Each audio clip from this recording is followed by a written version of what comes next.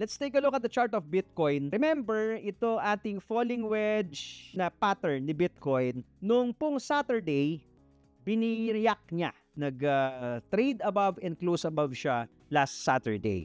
And nung Sunday, supposedly this could be a confirmation kung tinuloy long green candle. Yun nga lang, nung Sunday, ang ginawa niya is binalik niya rin. Instead of green, red yung binigay niya sa atin. So wala pa tayong confirmed breakout. And also, since nangyari po yan on a weekend, it coincides also dun sa announcement ni Trump on the tariff ng lifting ng mga electronic parts. Usually pagka mga weekend the breakouts na ganyan, you have to be very careful kasi manipis naman yung volume niyan kaya na itutulak nila. So kailangan natin na mas lalo natin kailangan ng confirmatory candle.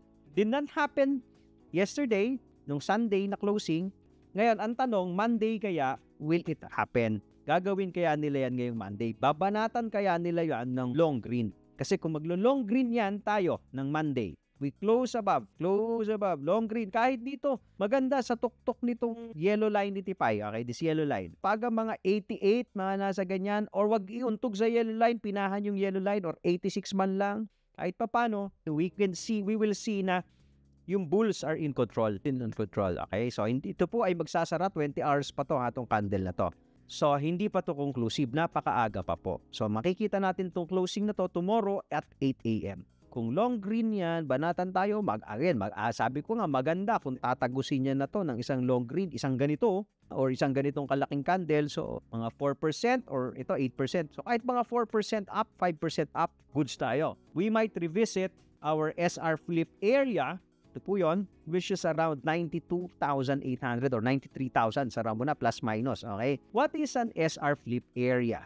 SR flip area po is yung previous support turned into resistance. So, look at this. So, your previous support, tumama po dyan, nag-bounce, tried ulit, retested, nag-bounce ulit, tried ulit, nag-bounce ulit, and then eventually, it got broken.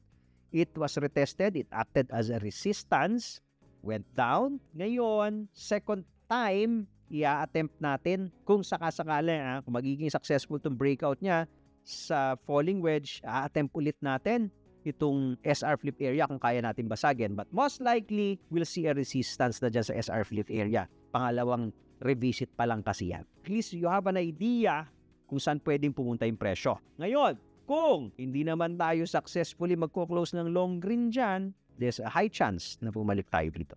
That's a false breakout. Follow for more Tito Moves.